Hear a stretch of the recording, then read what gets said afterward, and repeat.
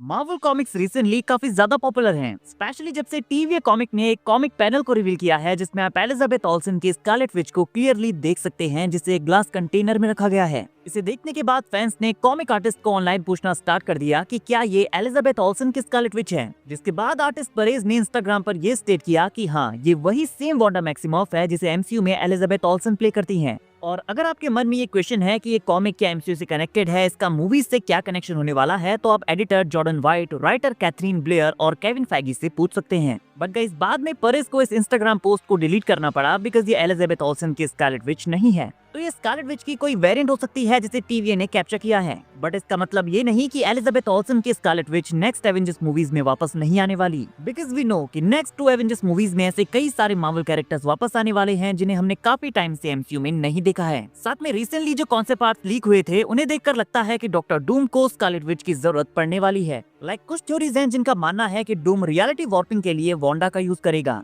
Doctor Doom Wanda के reality warping power से battle world का क्रिएशन करेगा, लेकिन ये इतना सिंपल नहीं है। इसके अलावा भी एक इम्पोर्टेंट चीज ऐसी है जो वांडा डूम को ऑफर कर सकती है, और शायद इसीलिए डूम मल्टीवर्स में उसके वेरिएंट को ढूंढेगा। तो इस थ्योरी के according doctor Doom Scarlet Witch के वेरिएंट को ढूंढने निकलेगा, क्योंकि हम ऑलरेडी एमसीयू में स्कारलेट विच की पावर्स को देख सकते हैं। उसके पास वो पावर्स हैं जिससे डॉक्टर डूम के लिए वो बैटल वर्ल्ड का क्रिएशन कर सकती है। फॉर एग्जाम्पल, वांडा विजन से आप वेस्ट व्यू को एक छोटा सा बैटल वर्ल्ड मानकर चल सकते हैं, जहां वो हेक्स के अंदर की पूरी रियलिटी को ही बदल कर रख देती है। साथ में जितने भी लोग इस हेक्स के अंदर होते हैं, उनकी ओल्ड मेमोरीज गायब हो जाती हैं। और कॉमिक्स की सीक्रेट वॉर्स में भी कुछ ऐसा ही होता है, जहां बैटल वर्ल्ड के सारे कैरेक्टर्स अपनी ओल्ड मेमोरीज भूल जाते हैं। And guys, it makes sense because battle world से जो एलिमेंट्स हम एक्सपेक्ट कर रहे हैं, वो वांडा का हेक्स भी रेप्लिकेट कर सकता है। और इंटरेस्टिंग चीज ये है कि वांडा ने हेक्स का क्रिएशन तब किया था जब वो स्कारलेट विच बनी भी नहीं थी, और अब तो वो स्कारलेट विच है, वो और भी ज्यादा पावरफुल है। वो एमसीयू के one of the most powerful reality warpers में से एक है। वैसे फैंटास्टिक फोर फर्स्ट स्टेप से फ्रैंकलिन रिचर्ड्स इस लिस्ट में टॉप पर आता है, बट अभी वो चाइल्ड है,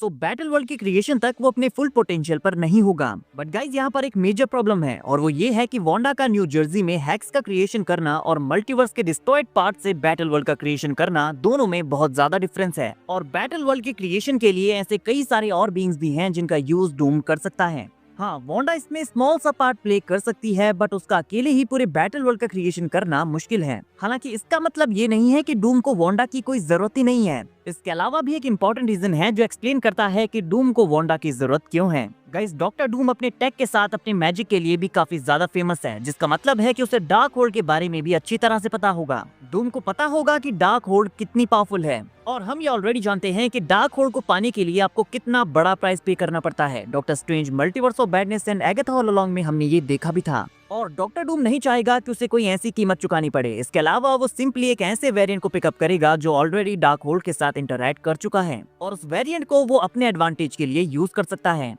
वांडा का कोई वेरिएंट जो ऑलरेडी स्कारलेट विच बन चुकी होगी। बट वेट, ये वो ओनली कैरेक्टर नहीं है जिसने डार्क होल्ड पड़ी है। मल्टीवर्स ऑफ मैडनेस के एंड में हमारा अर्थ 616 का डॉक्टर स्ट्रेंज भी डार्क होल्ड का यूज करता है, और उसके यूज के बाद वो भी इसके कर्स से अफेक्ट हुआ था। तो क्या डूम डॉक्टर स्ट्रेंज को टारगेट करेगा? वेल, क्यों नहीं। डूम उसे as a sheriff Strange recruit कर सकता है, जैसा कि वो कॉमिक्स में भी करता है, और कौन से पार्ट्स में भी आप गॉड एम्परर डूम के राइट में उसे खड़ा देख सकते हैं। गाइस, 2015 की सीक्रेट वॉर्स में स्ट्रेंज गॉड एम्परर डूम का राइट हैंड होता है, जो हमें Avengers doomsday and secret Wars में भी देखने को मिल सकता है। अब क्वेश्चन ये आता है कि डॉक्टर स्ट्रेंज या वांडा डूम का साथ क्यों देंगे? वेल, बैटल वर्ल्ड में ये सारे कैरेक्टर्स अपनी पास्ट लाइफ को भूल चुके होते हैं। उन्हें लगता है कि वो हमेशा से ही यहाँ रहते थे और डूम उनका सेवियर है, और शायद सीक्रेट वॉर्स में मूवी को यहीं से पिक किया जाएगा। और आगे जब ये स्पेल ब्रेक होने लगेगी तो इन कैरेक्टर्स को याद आना शुरू हो जाएगा कि वो एक्चुअल में कौन है, क्योंकि थ्योरी के अकॉर्डिंग ये कुछ वांडा के हेक्स की तरह होगा, जहां ये सारे कैरेक्टर्स एक स्पेल के अंडर होंगे। बट यहाँ डूम के लिए सबसे इंपॉर्टेंट होगा डार्क होल्ड का मैजिक, जिसके लिए वो किसी ऐसे कैरेक्टर का यूज करेगा जो ऑलरेडी डार्क होल्ड को पढ़ चुका है, बिकॉज वो खुद इसके कर्स से अफेक्ट नहीं होना चाहेगा, और अपने मिशन को कंप्लीट करने के लिए वो स्ट्रेंज और स्कारलेट विच के मल्टीवर्सल वेरिएंट्स को चूज करेगा।